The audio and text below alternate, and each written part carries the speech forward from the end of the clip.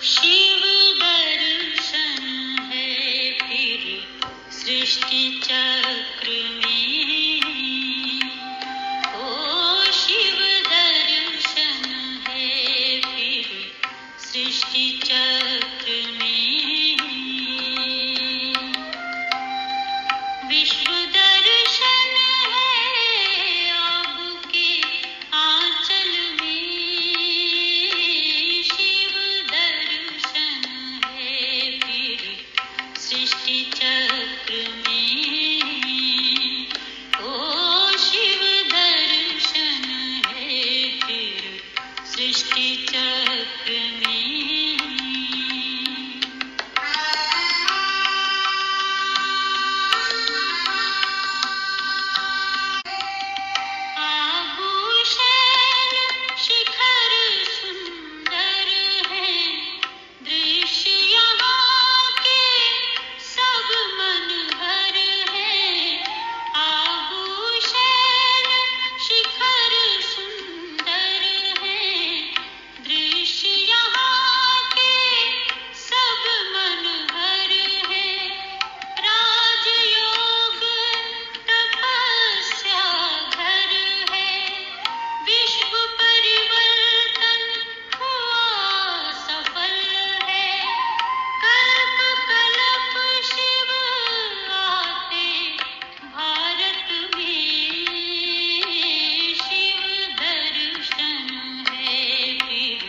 सृष्टि चक्र में, ओ शिव दर्शन है फिर सृष्टि चक्र में।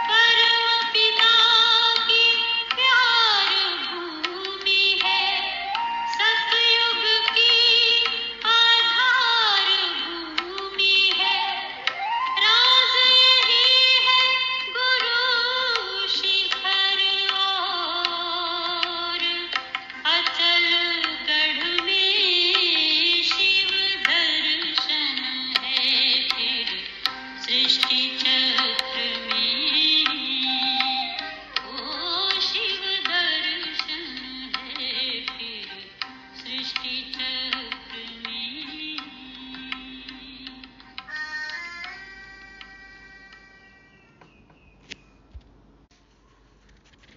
ओम शांति। सभी बेहद के वैरागी, असंभव को संभव करने वाले होली हंसों को रविवार की गॉडली मॉर्निंग। आज 25 फरवरी 2024। खेलेंगे KBC। कौन बनेगा चक्रवर्ती। पहला प्रश्न, भगवान को रचयिता कहा जाता है। बाबा ने हमें कैसे रचा। दूसरा प्रश्न, परमात्मा प्यार की क्या विशेषता है। परमात्मा का प्यार हमें मिला, क्या विशेषता है। अगला प्रश्न, 2 शब्दों की पढ़ाई क्या है। कौन से हैं 2 शब्द। अगला प्रश्न, लौकिक पढ़ाई और इस रूहानी पढ़ाई में क्या फर्क है। फॉलो फादर का अर्थ क्या है। मुरलियों में हम सुनते आए फॉलो फादर, तो क्या अर्थ है इसका। बाबा से जो खजाने हमें मिले हैं, जो प्राप्तियां हुई हैं, वो सदा याद रहें तो क्या होगा, क्या फ़ायदा है उनको याद रखने में। अगला प्रश्न, हम विश्व परिवर्तकों का इंतजार कौन कर रहा है? कौन कर रहा है हमारा इंतजार? अगला प्रश्न है, हमारे कौन से पत्र बाबा वेस्ट पेपर बॉक्स में डाल देते हैं? हम सभी पत्र लिखते हैं, लेकिन कौन से पत्र बाबा को नहीं पसंद आते और बाबा वेस्ट पेपर बॉक्स में डाल देते हैं? अगला प्रश्न है, इस रूहानी पढ़ाई में हम एक्स्ट्रा मार्क्स कैसे जमा कर सकते हैं? मार्क्स चाहिए ना सबको, पास विद ऑनर होना है, तो एक्स्ट्रा मार्क्स प्राप्त करने की विधि क्या है? और आज का अंतिम प्रश्न, शीश महल की खासियत क्या है? देखा है शीश महल, क्या खासियत है? इन सभी प्रश्नों के उत्तर सुनेंगे, समझेंगे 30 मार्च 1998 को डायमंड हॉल में चली हुई अव्यक्त वाणी में, जिसका शीर्षक है सर्व प्राप्तियों की स्मृति इमर्ज कर अचल स्थिति का अनुभव करो और जीवन मुक्त बनो। सर्व प्राप्तियों की स्मृति इमर्ज कर अचल स्थिति का अनुभव करो और जीवन मुक्त बनो। आज भाग्य विधाता बाप अपने विश्व में सर्वश्रेष्ठ भाग्यवान बच्चों को देख रहे हैं। भाग्य बनाने का विधान सिखाने वाले भाग्य विधाता बाप अपने विश्व में सर्वश्रेष्ठ भाग्यवान बच्चों को देख रहे हैं। हर बच्चे के भाग्य की महिमा स्वयं भगवान गा रहे हैं। बाबा हमारी महिमा गा रहे हैं, हमारे भाग्य की महिमा। बाप की महिमा तो आत्माएं गाती हैं, लेकिन आप बच्चों की महिमा स्वयं बाप करते हैं। ऐसे कभी स्वप्न में भी सोचा कि हमारा इतना श्रेष्ठ भाग्य बना हुआ है, लेकिन बना हुआ था, बन गया। बाबा कहते हैं भगवान की महिमा तो सभी भक्त, सभी आत्माएं गाते ही हैं, लेकिन भगवान आपकी महिमा गा रहे हैं। और कभी हमने स्वप्न में भी नहीं सोचा, ख्वाबों ख्यालों में भी नहीं था कि हमारा इतना श्रेष्ठ भाग्य बना हुआ है। पता ही नहीं था कि हम इतने भाग्यशाली हैं। बना हुआ था, बन गया। दुनिया के लोग कहते हैं भगवान ने हमको रचा, लेकिन न भगवान का पता है, न रचना का पता है, न रचयिता का पता है, न रचना का। किसने रचा, कैसे रचा, किसको रचा, कब रचा, कुछ भी पता नहीं है। आप हर एक भाग्यवान बच्चा अनुभव और फखुर से कहते हो कि हम शिववंशी ब्रह्मा कुमार, ब्रह्मा कुमारियां हैं। हर एक ब्राह्मण कह सकता है ना कि हम शिववंशी हैं। नशे से कह सकते हैं, फखुर से कह सकते हैं, अनुभव है हमारा कि हम शिववंशी हैं, ब्रह्मा कुमार, ब्रह्मा कुमारियां हैं। भगवान के बच्चे होने का हमें अनुभव होता है, उनकी पालना हम ले रहे हैं। तो हमको मालूम है कि हमें बाप दादा ने कैसे रचा। कैसे रचा बाबा ने हमें? आत्मा, परमात्मा और प्रकृति, इनको तो किसी ने भी नहीं रचा। तो भगवान ने हमें कैसे रचा? चाहे छोटा बच्चा है, चाहे बुजुर्ग पांडव हैं, शक्तियां हैं, किसी से भी पूछेंगे आपका बाप कौन है, तो क्या कहेंगे? फलक से कहेंगे ना कि हमको शिव बाप ने ब्रह्मा बाप द्वारा रचा, इसलिए हम भगवान के बच्चे हैं। आत्माएं तो थी पहले से, लेकिन शिव बाप ने हमें ब्रह्मा बाप द्वारा ज्ञान सुनाकर इस रूहानी पढ़ाई से हमें रचा है। हम ब्रह्मा मुख वंशावली ब्राह्मण हैं, हम भगवान के बच्चे हैं। मर्जीवा जन्म है ना हमारा, द्विज ब्राह्मण, दूसरा जन्म। तो हम भगवान के बच्चे हैं, भगवान से डायरेक्ट मिलते हैं। न सिर्फ परम आत्मा व भगवान हमारा बाप है, लेकिन वह बाप भी है, शिक्षक भी है और सतगुरु भी है। बाप भी, टीचर भी, सतगुरु भी, BTS। सबको यह नशा है। नशा है। ताली बजाई सभी ने। एक हाथ की ताली बजाना। कैसे बजती है एक हाथ की ताली?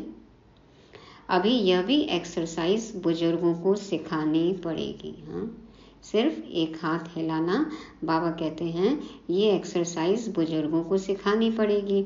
बच्चों को खुश देख बाप दादा भी खुशी में झूलते हैं और सदा कहते, वाह मेरे हर एक श्रेष्ठ भाग्यवान विशेष आत्माएं। हमको देखकर भगवान को भी खुशी होती है और उनके मुख से क्या निकलता है, वाह मेरे हर एक श्रेष्ठ भाग्यवान विशेष आत्माएं बाप के रूप में परमात्मा पालना का अनुभव कर रहे हो। होता है ना सबको भगवान के प्यार का अनुभव, पालना का अनुभव है ना। यह परमात्मा पालना सारे कल्प में सिर्फ इस ब्राह्मण जन्म में आप बच्चों को प्राप्त होती है। जिस परमात्मा पालना में आत्मा को सर्व प्राप्ति स्वरूप का अनुभव होता है। कोटो में कोई, कोई में भी कोई। कैसे कर रहे हैं पालना अभी हमारे बाबा? ज्ञान से, मुरली से, इससे ही तो हमें अनुभव होता है ना। तो बाबा कहते हैं कि इस परमात्मा पालना में आत्मा को सर्व प्राप्ति स्वरूप का अनुभव होता है। मुरलियों से ही तो सुन के समझ के मुरलीधर बन के, मास्टर मुरलीधर बन के हमको सर्व प्राप्तियों का अनुभव हो रहा है। देखो हम कितने उमंग उत्साह में हैं, आगे बढ़ रहे हैं। तो ज्ञान से बाबा पालना कर रहे हैं, योग से पालना कर रहे हैं, शक्ति दे रहे हैं। दिव्य गुणों की धारणा हो रही है। सेवा तो ज्ञान, योग, धारणा, सेवा, ये सब से हमारी पालना हो रही है। और क्या अनुभव होता है हमें?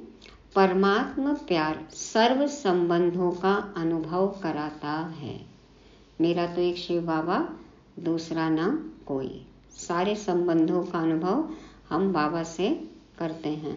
माता पिता, टीचर, सदगुरु, बंधु, सखा, साजन, सर्जन, बच्चा, सारे संबंध हमें बाबा से अनुभव होते हैं। परमात्मा प्यार अपने देह भान को भी भुला देता। क्या क्या विशेषताएं हैं परमात्मा प्यार की? परमात्मा प्यार अपने देह भान को भी भुला देता। हम भूल जाते कि हम शरीर, वो तो है ही नहीं हम, वो तो झूठी पहचान बना रखी थी हमने। तो खुद को पहचान जाते हैं कि मैं आत्मा हूँ। देह भान को भी भूल जाते, साथ साथ अनेक स्वार्थ के प्यार को भी भुला देता। देहधारियों से स्वार्थ का प्यार, वो भी हम भूल जाते हैं।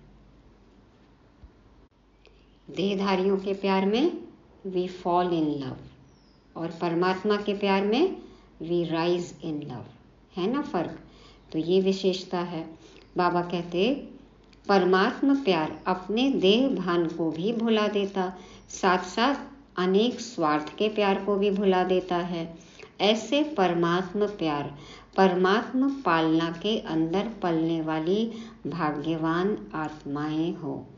कितना आप आत्माओं का भाग्य है जो स्वयं बाप अपने वतन को छोड़ आप गॉडली स्टूडेंट्स को पढ़ाने आते हैं। इतनी दूर से कोई भी टीचर आते नहीं है। देखो कैसी कैसी फीस लेते हैं, अपॉइंटमेंट नहीं मिलते हैं, और बाबा रोज आते हैं बिना नागा किए। हाँ, बिना एक दिन भी छुट्टी लिए। ऐसा कोई टीचर देखा जो रोज सवेरे सवेरे दूर देश से पढ़ाने के लिए आवे? ऐसा टीचर कभी देखा? लेकिन आप बच्चों के लिए रोज बाप शिक्षक बन आपके पास पढ़ाने आते हैं, और कितना सहज पढ़ाते हैं। पढ़ाई भी देखो कितनी सहज है। 2 शब्दों की पढ़ाई है। क्या है 2 शब्द? बाप और वर्षा। मनमना भाव, मध्याजी भाव, मुक्ति, जीवन मुक्ति, है ना। अल्फ और बे। आज बाबा कहते 2 शब्दों की पढ़ाई है, आप और बाप। आप और बाप। मैं आत्मा, मेरा बाबा। मैं कौन, मेरा कौन। इन्हीं 2 शब्दों में चक्कर कहो, ड्रामा कहो, कल्प वृक्ष कहो, सारी नॉलेज समाई हुई है। आत्मा परमात्मा खुद को और खुदा को जान लिया तो चक्र, सृष्टि चक्र, ड्रामा, कल्पवृक्ष सारी नॉलेज का सार है आप और बाप। और पढ़ाई में तो कितना दिमाग पर बोझ पड़ता है, और पढ़ाई में जो लौकिक पढ़ाई है उसमें दिमाग पर कितना बोझ पड़ता है। देखो पहले तो पीठ पर भी कितना बोझ रहता था, है ना। और बाप की पढ़ाई से दिमाग हल्का बन जाता है। उस पढ़ाई में कितनी टेंशन, कितनी कंपटीशन, और बाप की पढ़ाई से दिमाग हल्का बन जाता है। हल्के की निशानी है ऊंचा उड़ना। हल्के रहेंगे तो ऊंचे उड़ेंगे। हल्की चीज स्वतः ही ऊंची होती है। तो इस पढ़ाई से मन बुद्धि उड़ती कला का अनुभव करती है। चेक करो, अभी भी मन भारी रहता है, बुद्धि इधर उधर जाती है।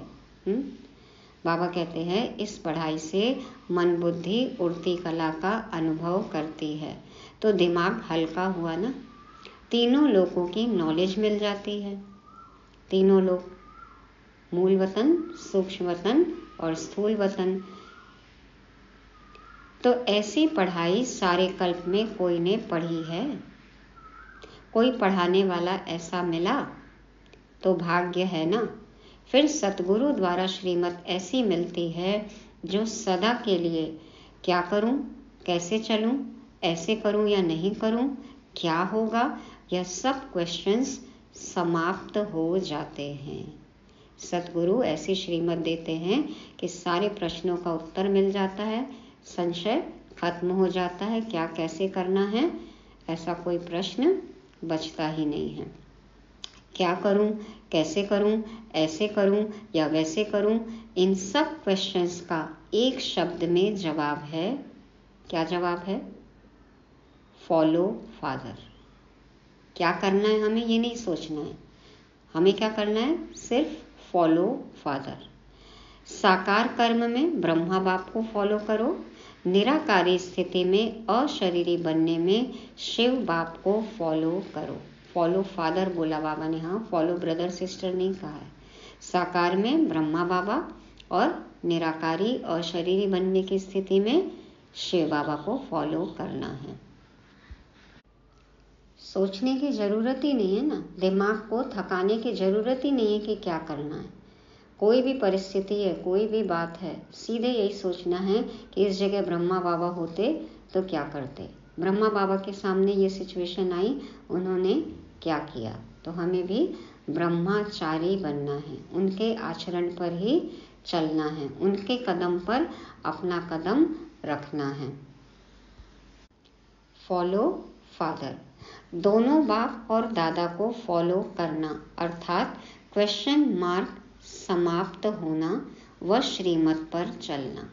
दोनों बाप को फॉलो करना अर्थात क्वेश्चन मार्क समाप्त होना व श्रीमत पर चलना। यह मुश्किल है? मुश्किल है? पूछने की आवश्यकता पड़ती है क्या? कॉपी करना है, अपना दिमाग नहीं चलाना है। नकल करने में तो हम सब होशियार हैं, हाँ, कॉपी पेस्ट तो जानते ही हैं ना।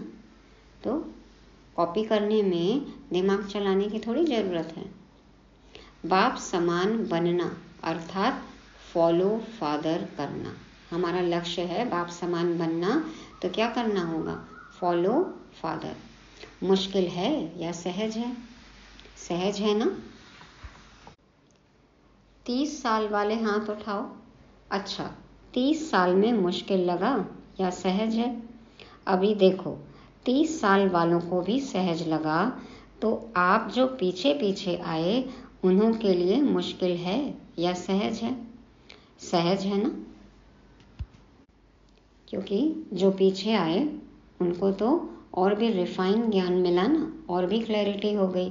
तो बाबा पूछते हैं सहज है ना। अब गर्मी थी उस समय मार्च में, तो सभी हाथ में रंग बिरंगे पंखे थे हाथ के, और वो हिला रहे थे। तो बाबा को ये दृश्य बहुत अच्छा लगा। अच्छा है, पंखों की रिमझिम भी अच्छी लग रही है, सीन अच्छी है, नवीनता होनी चाहिए ना। तो इस ग्रुप की यह भी नवीनता है, यह भी टीवी में आ गया। जो कुछ भी हम डायमंड हॉल में बैठकर करते हैं देखो सबकी रिकॉर्डिंग होती है। अच्छा है, सभी भाग भाग कर पहुंच गए हैं। बाप दादा भी स्नेह की मुबारक देते हैं। देखो, और जो भी हद के गुरु होते हैं कितने वरदान देते हैं। हद के गुरु कितने वरदान देते हैं? 1 या 10, ज़्यादा नहीं देते हैं। मिनिमम 1 या ज़्यादा से ज़्यादा 8-10 वरदान दे दिया आपको। लेकिन आपको सतगुरु द्वारा रोज वरदान मिलता है। वरदान तो रोज मिलता है, लेकिन हम कितना उसको फलीभूत कर पाते हैं? कैसे करेंगे वरदानों को फलीभूत? उनके स्वरूप का अनुभव करना है। सुन तो लेते हैं, स्वरूप बनना है, अनुभव करना है। तो बाबा कहते हैं आपको सतगुरु द्वारा रोज वरदान मिलता है। ऐसा गुरु कब देखा? नहीं देखा ना। आप लोगों ने ही देखा, लेकिन कल्प कल्प देखा। एक बार नहीं देखा है, हर कल्प में देखते हैं सतगुरु को, बाबा को। तो सदा अपने भाग्य की प्राप्तियों को सामने रखो। सिर्फ बुद्धि में मर्ज नहीं रखो, इमर्ज करो। हम भाग्यशाली हैं, पद्मा पदम भाग्यशाली हैं। सुनते हैं, हम मानते हैं, लेकिन फिर कभी कभी भूल जाते हैं। तो बाबा कहते हैं कि अपने भाग्य की प्राप्तियों को सामने रखो। सिर्फ बुद्धि में मर्ज नहीं रखो, इमर्ज रखो। सिर्फ डायरियों में नहीं लिखो, सदा बुद्धि में इमर्ज रहना चाहिए। मर्ज रखने के संस्कार को बदलकर इमर्ज करो। जो अंदर निहित है उसको बाहर निकालो, उसको अनुभव करो। अपनी प्राप्तियों की लिस्ट सदा बुद्धि में इमर्ज रखो। बुद्धि में इमर्ज तो तब रखेंगे जब पता होगा कि मिला क्या क्या है। क्या क्या मिला है? जब प्राप्तियों की लिस्ट इमर्ज होगी तो किसी भी प्रकार का विघ्न वार नहीं करेगा। ये फायदा है। जब प्राप्तियों की लिस्ट इमर्ज होगी तो किसी भी प्रकार का विघ्न वार नहीं करेगा। बाबा से अष्ट शक्तियाँ मिली हैं, नवनिधि मिले हैं, खजाने मिले हैं। तो जब हमारे पास इतना सारा सामान है, वक्खर है, कमी कुछ भी नहीं है, सब कुछ है, सारे अस्त्र शस्त्र हैं माया को परास्त करने के, तो फिर हम क्या माया से, विघ्नों से हार खाएंगे? नहीं ना। तो बाबा कहते हैं कि जब प्राप्तियों की लिस्ट इमर्ज होगी तो किसी भी प्रकार का विघ्न वार नहीं करेगा। वह मर्ज हो जाएगा और प्राप्तियां इमर्ज रूप में रहेंगी। विघ्न माया मर्ज हो जाएंगे और प्राप्तियां इमर्ज रूप में रहेंगी। अष्ट शक्तियां और नवनिधि। कौन से 9 खजाने मिले हैं? ज्ञान, गुण, शक्ति, समय, संकल्प, पवित्रता का खजाना, पुण्य कर्मों का, दुआओं का, खुशी का खजाना।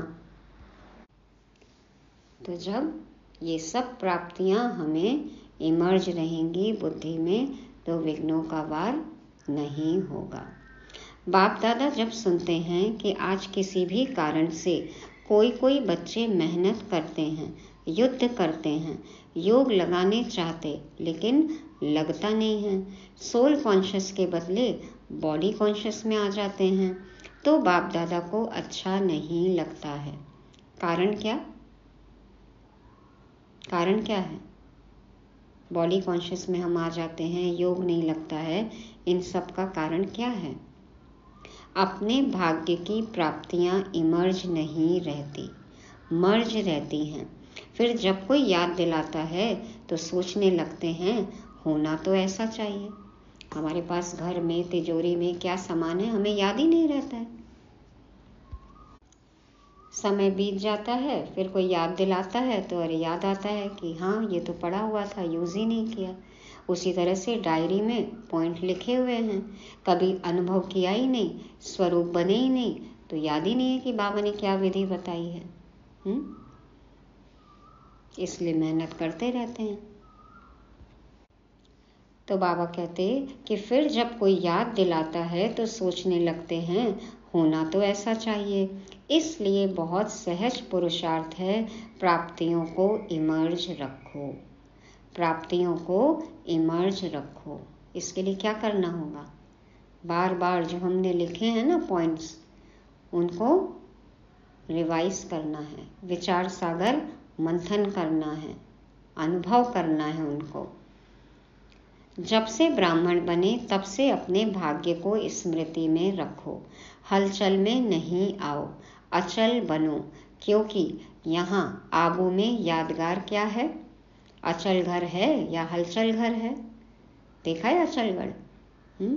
कौन कौन गए अचलगढ़? अपना यादगार देखो, सब कुछ माउंट आबू में है, तो जाएं और देखें, अनुभव करें। तो बाबा कहते हैं अचल घर है या हलचल घर है? अचल घर है ना। यह किसका यादगार है? आपका यादगार है ना। तो जब भी कोई सूक्ष्म पुरुषार्थ का मार्ग मुश्किल लगे, बुद्धि ज़्यादा हलचल में हो, तो अपने यादगार को स्मृति में लाओ। सोचो किसकी याद में बना है ये? तो बाबा कहते हैं यदि कुछ मुश्किल आती है, हलचल होती है, तो अपने यादगार को स्मृति में लाओ। कई बार बच्चे ज्ञान की पॉइंट बोलते भी हैं कि मैं आत्मा हूँ, ड्रामा है, यह तो विघ्न है, यह तो साइट सीन है, बोलते भी रहते लेकिन हिलते भी रहते। पॉइंट्स को रिपीट कर रहे हैं मुख से कि मैं आत्मा हूँ, ड्रामा है, या तो विघ्न है, या तो साइड सीन है, बोलते भी रहते लेकिन हिलते भी रहते। मुख से पॉइंट्स बोल रहे हैं लेकिन स्थिति क्या है? हलचल वाली है, डोल रहे हैं, हिल रहे हैं, हिलते हिलते बोलते रहते। जब ऐसी बुद्धि बन जाए जो अचल नहीं हो सके, तो मधुबन का अचल घर याद रखो। बाबा कहते हैं जब ऐसी बुद्धि बन जाए जो अचल नहीं हो सके, तो मधुबन का अचल घर याद रखो। सब चित्र रखो अपने यादगार का भी, तो बीच बीच में देखते रहो, तब फिर याद रहेगा कि हमारी स्थिति ऐसी थी, इसलिए हमारी ये यादगार बनी है। और बाबा ने कहा देखो हिलते हिलते बोलते रहते, इसलिए शायद भक्ति में हिलते हिलते माला जपते रहते हैं। हाँ, झूमते रहते हैं ना, माला फेरते रहेंगे, हिलते रहेंगे, राम नाम जपते रहेंगे, हिलते रहेंगे। तो बाबा कहते हैं कि जब बुद्धि अचल नहीं हो सके तो अपना अचल घर याद रखो। यह तो स्थूल चीज है ना, सूक्ष्म तो नहीं है, आंखों से देखने की चीज है। मेरा यादगार अचल घर है, हलचल घर नहीं है, क्योंकि बाप दादा इस वर्ष को सर्व बच्चों के प्रति मुक्ति वर्ष मनाना चाहते हैं।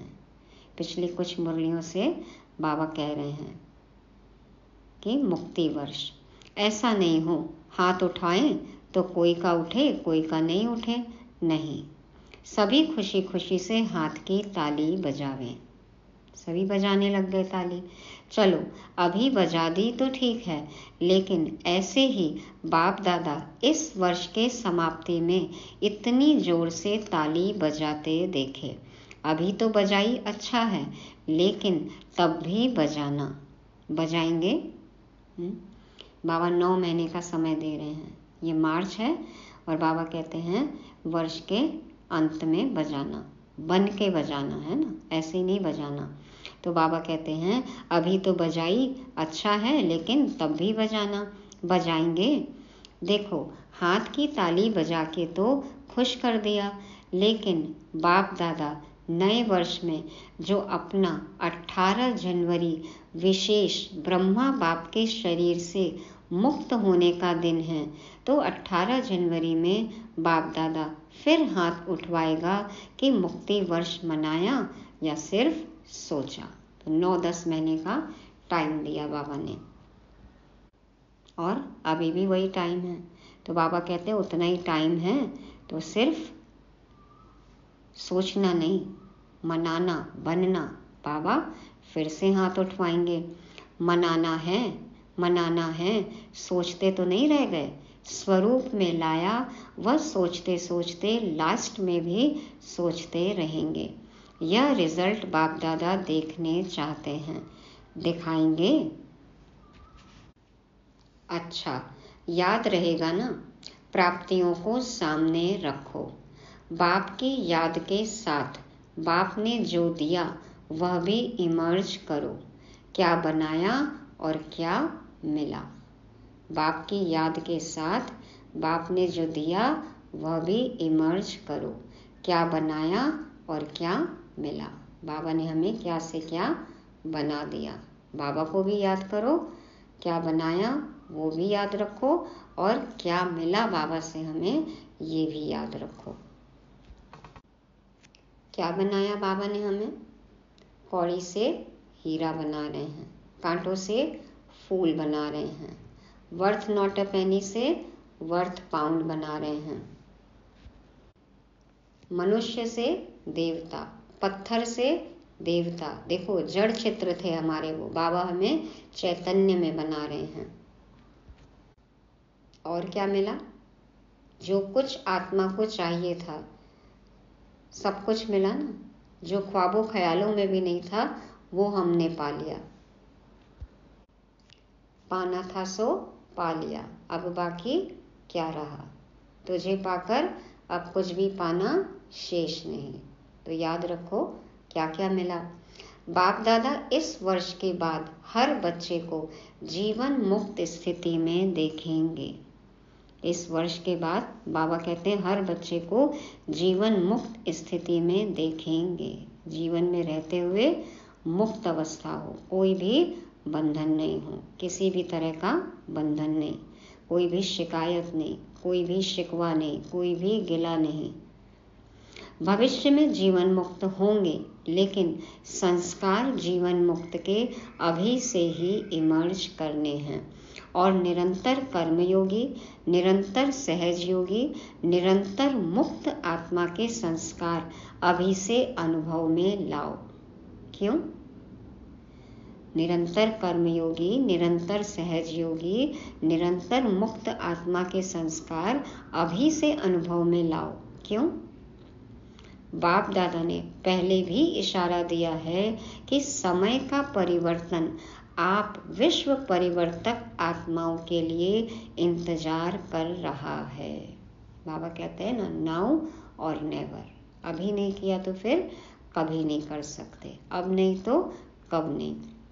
तो समय का परिवर्तन आप विश्व परिवर्तक आत्माओं के लिए इंतजार कर रहा है। प्रकृति आप प्रकृतिपति आत्माओं का विजय का हार लेके आह्वान कर रही है। सब हमारे इंतजार में खड़े हुए हैं। समय विजय का घंटा बजाने के लिए आप भविष्य राज्य अधिकारी आत्माओं को देख रहे हैं कि कब घंटा बजाएं। भक्त आत्माएं वह दिन सदा याद कर रही हैं कि कब हमारे पूज्य देव आत्माएं हमारे ऊपर प्रसन्न हों, हमें मुक्ति का वरदान देंगी। दुखी आत्माएं पुकार रही हैं कि कब दुख हरता सुख करता आत्माएं प्रत्यक्ष होंगी। देखो कौन कौन हमारा इंतजार कर रहा है? समय, प्रकृति, भक्त, दुखी आत्माएं, सब हमारा इंतजार कर रहे हैं, आह्वान कर रहे हैं। इसलिए यह सब आपके लिए इंतजार व आह्वान कर रहे हैं। इसलिए हे रहमदिल विश्व कल्याणकारी आत्माएं, अभी इन्हों के इंतजार को समाप्त करो। बाबा कह रहे हैं रहमदिल आत्माएं, विश्व कल्याणकारी आत्माएं, अभी इनका इंतजार अब खत्म करो। आपके लिए सब रुके हैं, आपके लिए सब रुके हैं। हम सब कहाँ रुक गए हैं? कहाँ अटक गए हैं हम सब? चेक करो अपनी अपनी रुकावट, कहाँ अटकन है, कहाँ भटकन है। आप सब मुक्त हो जाओ तो सर्व आत्माएं, प्रकृति, भगत मुक्त हो जाएं। कौन सा बंधन है? क्यों नहीं मुक्त हो रहे हम? बाबा कहते आप सब मुक्त हो जाओ तो सर्व आत्माएं प्रकृति भगत मुक्त हो जाएं। तो मुक्त बनो, मुक्ति का दान देने वाले मास्टर दाता बनो। मुक्त बनो, मुक्ति का दान देने वाले मास्टर दाता बनो। चेक करो अपनी देह में, संबंधियों में, पदार्थ में, अपने पुराने स्वभाव संस्कार में कहाँ अटके हैं हम? माया के पौंप में। इस ज्ञान मार्ग में आने के बाद भी सूक्ष्म इच्छाओं में, नाम मान शान की इच्छाओं में, लौकिक से निकल अलौकिक बंधनों में, अलौकिक संबंधों में, अंतर्मुखता में जाने के बजाय इंटरनेट में, सोशल मीडिया में कहाँ अटक गए हैं हम? कौन सा स्पीड ब्रेकर आ गया है? कौन सा रोड़ा आ गया है? तो सब अपनी अपनी चेकिंग करेंगे। बाबा कहते आप सब मुक्त हो जाओ तो सर्व आत्माएं प्रकृति भगत मुक्त हो जाएं। तो मुक्त बनो, मुक्ति का दान देने वाले मास्टर दाता बनो। अभी विश्व परिवर्तन की जिम्मेवारी के ताजधारी आत्माएं बनो। विश्व परिवर्तन की जिम्मेवारी के ताजधारी आत्माएं बनो। जिम्मेवार होना, जब हम स्वमान लेते हैं तो हमारी जिम्मेवारी बढ़ जाती है। हम स्वमान तो ले लेते हैं, जिम्मेवारी याद ही नहीं रहती है। तो बाबा कहते हैं अभी विश्व परिवर्तन की जिम्मेवारी के ताजधारी आत्माएं बनो। जिम्मेवार होना, बाप के साथ मददगार हो। क्या आपको रहम नहीं आता? दिल में दुख के विलाप महसूस नहीं होते? आत्माएं चीत्कार कर रही हैं, रुदन क्रंदन विलाप कर रही हैं। बाबा कहते आपको रहम नहीं आता? दिल में दुख के विलाप महसूस नहीं होते? सुनाई नहीं देता? एक बार कोई पार्टी आई मधुबन में, तो सुबह आई दीदी बाबा से मिलने। तो बाबा ने पूछा कि कैसी हो बच्ची, रात को नींद आई? तो दीदी को लगा कि बाबा पूछ रहे कि भाई सफ़र से आई हो तो आराम से हो, नींद वगैरह आई, थकान मिट गई? तो बोले हाँ बाबा हम तो बहुत अच्छे से सोए, बहुत अच्छी नींद आई। तो बाबा ने कहा अच्छा, कैसे नींद आ गई? क्या दुखी आत्माओं की पुकार नहीं सुनाई दी? भक्तों की पुकार नहीं सुनाई दी? कैसे आप आराम से सो गई? तो बाबा कहते हैं ना, इतनी जिम्मेवारी है हमारी तो नींद ही फिट जानी चाहिए।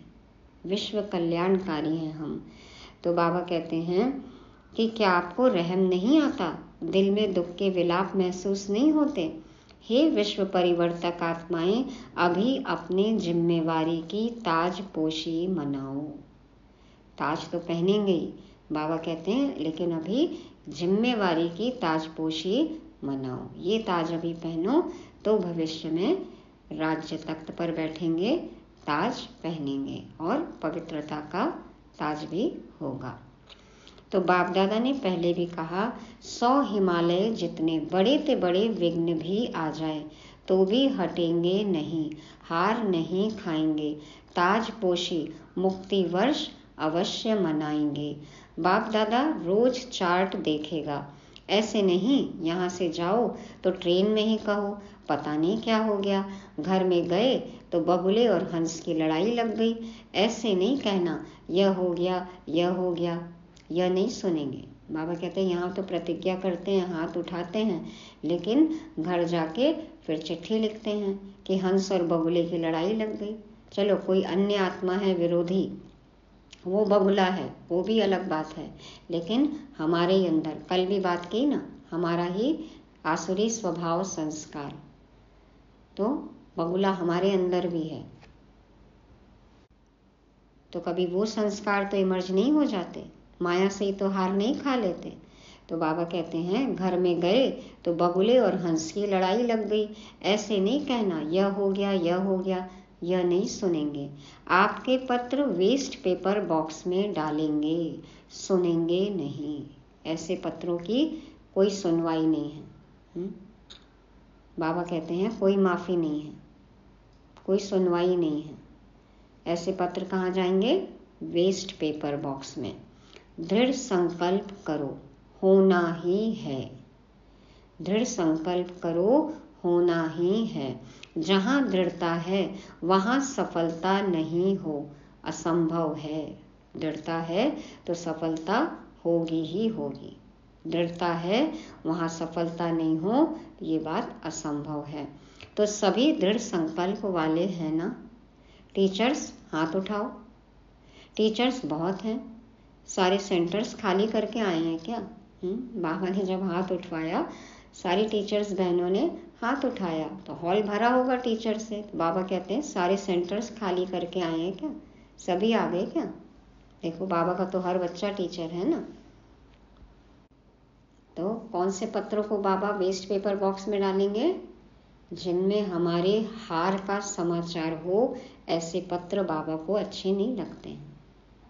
तो जीत का समाचार देना बाबा को। माया जीत, प्रकृति जीत, जगत जीत, बन गए बाबा हम, ऐसा समाचार दो, ऐसा पत्र लिखो। देखो एक खुशखबरी सुनाते हैं।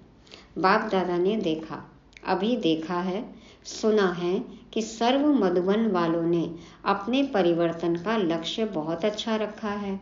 लक्षण तो देखेंगे, लेकिन लक्ष्य बहुत अच्छा रखा है। अपने में अंतर जो आया है वह भी लिखा है। लेकिन बाप दादा को खुशी है, अंतर आना शुरू हुआ, आगे होता रहेगा। लेकिन सभी ने अपने दृढ़ संकल्प का उमंग उत्साह अच्छा दिखाया है। अभी कागज में है, लेकिन कागज में भी पहला कदम तो है। चलो लिखा कि हम इस मार्ग पर आगे बढ़ रहे हैं, दृढ़ संकल्प कर रहे हैं, उमंग उत्साह से पुरुषार्थ कर रहे हैं। बाबा कहते हैं कागज में लिखा तो पहला कदम तो है। तो बाप दादा को खुशी हुई। क्यों? सारे वर्ल्ड के लिए हे अर्जुन मधुबन निवासी हैं। अर्जुन अव्वल नंबर, पहले करने वाला, पहले मैं, पुरुषार्थ में हमेशा पहले मैं। तो बाबा कहते हैं कि मधुबन वाले कौन हैं? अर्जुन हैं। और याद रहे हम सब मधुबन निवासी हैं, ये नहीं कि सिर्फ जो मधुबन में रह रहे हैं, हम सब मधुबन निवासी हैं। तो बाबा कहते हैं सारे वर्ल्ड के लिए हे अर्जुन मधुबन निवासी हैं, निमित्त मधुबन निवासी हैं। सेकंड नंबर देश विदेश की निमित्त सेवाधारी टीचर्स हैं। और सर्व सहयोगी साथी सारा परिवार ब्राह्मण आत्माएं हैं। तो मधुबन का नक्शा बाप दादा देखेंगे कि बिल्कुल बदला हुआ दिखाई दे। मधुबन वाले तो कम आए होंगे, कईयों ने तो लिखा ही नहीं है। आगे बैठने वालों ने कम लिखा है, बहुत बिजी रहे हैं। लेकिन जब काम मिलता है तो लिखने में भी मार्क्स जमा होती है। जगदीश भाई का उदाहरण है ना, पता है ना सबको कि बाबा ने काम दिया और उन्होंने ही किया और देखो कितना आगे गए। तो लेकिन जब काम मिलता है तो लिखने में भी मार्क्स जमा होती है। अगर नहीं लिखा तो मार्क्स एक्स्ट्रा कम हो गई, नुकसान कर दिया। बाबा ने जो कहा और आपने नहीं किया तो माइनस मार्किंग हो जाएगी। तो बाबा कहते हैं अगर नहीं लिखा तो मार्क्स एक्स्ट्रा कम हो गई, नुकसान कर दिया। जो भी डायरेक्शन मिलते हैं डायरेक्ट बाप द्वारा मिलते हैं, चाहे निमित्त आत्माएं दादियों द्वारा मिलते हैं, उसको रिगार्ड देना अति आवश्यक है। कोई सीनियर हमें कुछ कह रहा है, निमित्त आत्मा कुछ कह रही है, माना बाबा कह रहे हैं, बाबा उनके थ्रू ही कहेंगे ना। तो हमने नहीं किया तो मार्क्स मिलेगा नहीं, माइनस मार्किंग भी हो सकती है। तो बाबा कहते हैं नुकसान हो जाता है।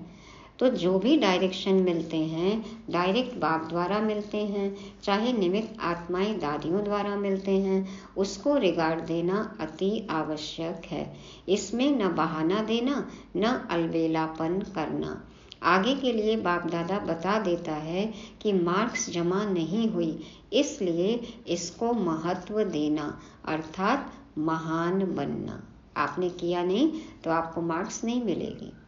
मार्क्स जमा नहीं हुई इसलिए इसको महत्व देना अर्थात महान बनना।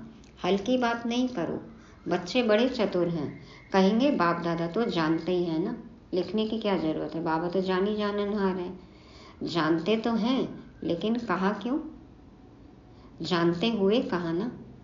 तो ऐसे छुड़ाना नहीं चाहिए, ऐसे बहाने देकर अपने आप को छुड़ाओ मत। बहुत ऐसे कार्य हैं छोटे छोटे जिसको हाजी करने में एक्स्ट्रा मार्क्स जमा होती है। मम्मा का उदाहरण पता है ना, हलवा बनाने को कहा तो कितना कम समय था, क्या बाबा को नहीं पता था कि पार्टी चली गई और हलवा बनाने को कहा बाबा ने, लेकिन मम्मा ने हाजी किया। तो बाबा कहते हैं छोटे छोटे जिसको हाजी करने में एक्स्ट्रा मार्क्स जमा होती है। ऐसे बहुत से कार्य हैं। कई ऐसे स्टूडेंट हैं जो किसी भी पास्ट के संस्कार के वश बहुत अच्छे उमंग उत्साह में बढ़ते हैं, लेकिन कोई न कोई सुनहरी धागा, बहुत महीन धागा उनको आगे बढ़ने नहीं देता। बाबा कहते हैं कोई तो अच्छे से उमंग उत्साह में बढ़ते हैं, लेकिन फिर कोई न कोई सुनहरी धागा, महीन धागा उनको आगे बढ़ने नहीं देता। वह समझते भी हैं कि यह महीन धागा रहा हुआ है, लेकिन ही कहेंगे। लेकिन ऐसे भी पुरुषार्थी हैं जो छोटी छोटी कॉमन बातों में हाजी करने में मार्क्स ले लेते हैं, और हो सकता है कि वह थोड़ी थोड़ी मार्क्स इकट्ठी होते हुए वह आगे भी निकल सकते हैं। Slow and steady wins the race, पता है ना। तो थोड़ी थोड़ी मार्क्स इकट्ठी होते हुए वो आगे भी निकल सकते हैं।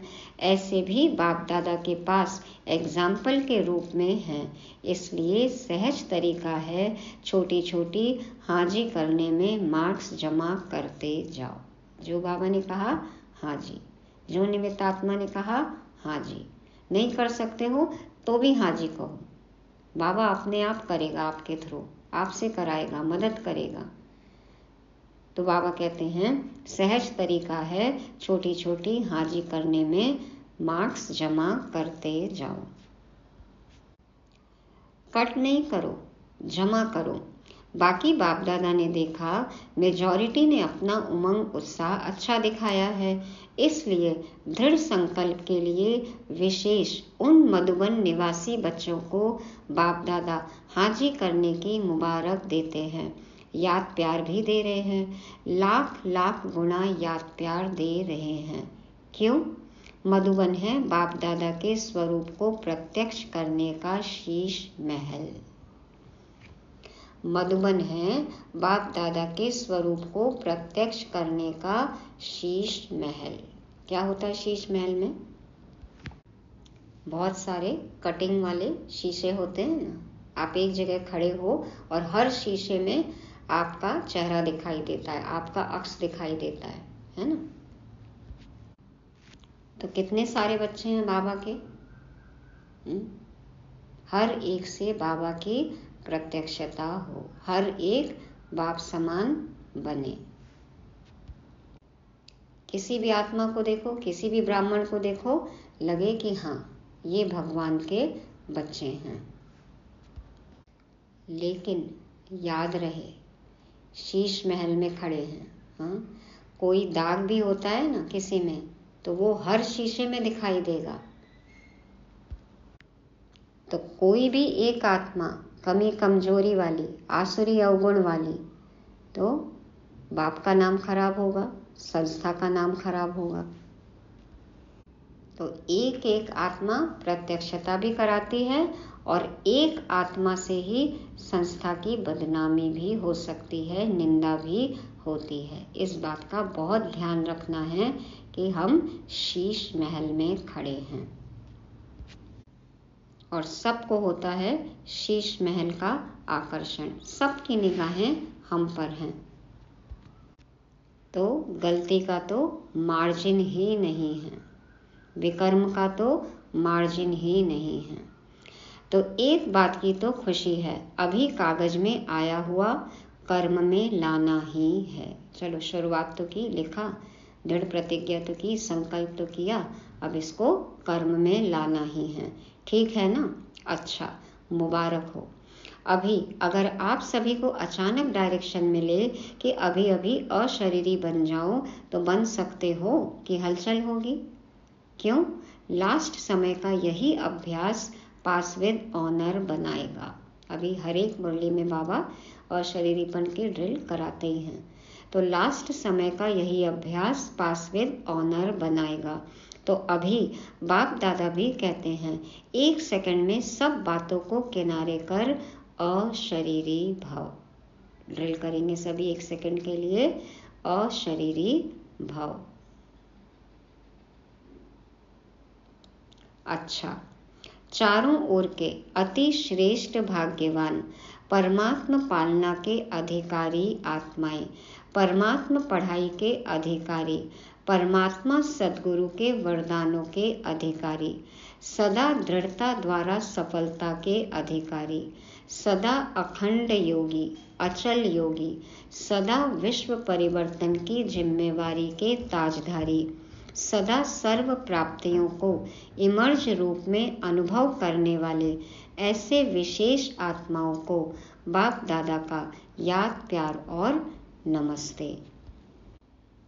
हम अचल अडोल रूहानी बच्चों का रूहानी बाप दादा को याद, प्यार, गुड मॉर्निंग और नमस्ते। शुक्रिया बाबा, शुक्रिया। अभी मुक्त वर्ष में नंबर 1 मधुबन निवासी। ठीक है? हो सकता है या मुश्किल है? सबने कहा हाँ जी हो सकता है। फिर तो बाप दादा मधुबन वालों को भी गोल्डन बैच देगा। मधुबन वालों को बैच देना है और सभी को दिया है। मधुबन वालों को मुक्त वर्ष की प्राइज देंगे। अच्छा, बैच देंगे आपको। अच्छा, वरदान है, ब्राह्मण जीवन में एक बाप को अपना संसार बनाने वाले स्वतः और सहजयोगी भव। ब्राह्मण जीवन में एक बाप को अपना संसार बनाने वाले स्वतः और सहजयोगी भव। बाप दादा समझाते हैं, ब्राह्मण जीवन में सभी बच्चों का वायदा है, एक बाप दूसरा ना कोई। जब संसार ही बाप है, दूसरा कोई है ही नहीं, तो स्वतः और सहजयोगी स्थिति सदा रहेगी। जब कोई और है ही नहीं, कोई ऑप्शन ही नहीं है, सिर्फ बाबा है, तो सहजयोगी। अगर दूसरा कोई है तो मेहनत करनी पड़ती है। यहाँ बुद्धि न जाए वहाँ जाए, लेकिन एक बाप ही सब कुछ है तो बुद्धि कहाँ जा नहीं सकती। ऐसे सहजयोगी सहज स्वराज्य अधिकारी बन जाते हैं।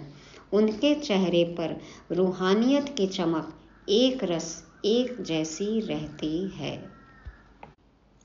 एक बाप के साथ ही रहेंगे तो सदा एक रस। तो एक के लिए, एक में, एक से। तो सभी वायदा करें खुद से, बाबा से, एक बाप दूसरा न कोई। स्लोगन है, बाप समान अव्यक्त व विदेही बनना, यही अव्यक्त पालना का प्रत्यक्ष सबूत है। बाप समान अव्यक्त व विदेही बनना, यही अव्यक्त पालना का प्रत्यक्ष सबूत है। कैसे हम दिखाएं कि हम भगवान की पालना में पल रहे हैं? उनके जैसा बन जाओ, यही निशानी है, यही सबूत है। तो मुरली रिवाइज करते हैं। बाप दादा भाग्यवान बच्चों के भाग्य की महिमा गा रहे थे। स्वयं बाप दादा ने ज्ञान से हमें रचा है। एक परमात्मा से हम सारे संबंधों का अनुभव करते हैं और सबको, सब कुछ, खुद की देह को भी भूल जाते हैं। आप और बाप इन 2 शब्दों की पढ़ाई पढ़ते हैं और ऊंची उड़ान भरते हैं। हमारे सारे प्रश्नों का उत्तर फॉलो फादर। निराकारी स्थिति में अशरीरी बनने के लिए शिव बाबा और साकारी कर्म में ब्रह्मा बाबा। आज का मुख्य पॉइंट, प्राप्तियां इमर्ज होंगी तो विघ्नों का वार नहीं होगा। और अचल घर याद रखना है। समय, प्रकृति, दुखी आत्माएं, भक्त हमारे संपूर्ण बनने का इंतजार कर रहे हैं। तो अब अलबेलापन, आलस का मार्जिन ही नहीं है। बाबा की छोटी से छोटी बात का भी हमें रिगार्ड रखना है, हाँ जी कहना है। अपने अटकाने वाले सुनहरी महीन धागों को भी काटना है। और हाँ, याद रहे हम शीश महल में खड़े हैं, इसलिए अटेंशन प्लीज, सदा अवेयरनेस। और 1 सेकंड में अशरीरी बन जाना है। एक बाबा को ही अपना संसार बनाना है, उन जैसा अव्यक्त विदेही बनना है। आज की मुरली से स्वमान लेंगे, मैं अचल जीवन मुक्त आत्मा हूँ। मैं अचल जीवन मुक्त आत्मा हूँ। ओम शांति।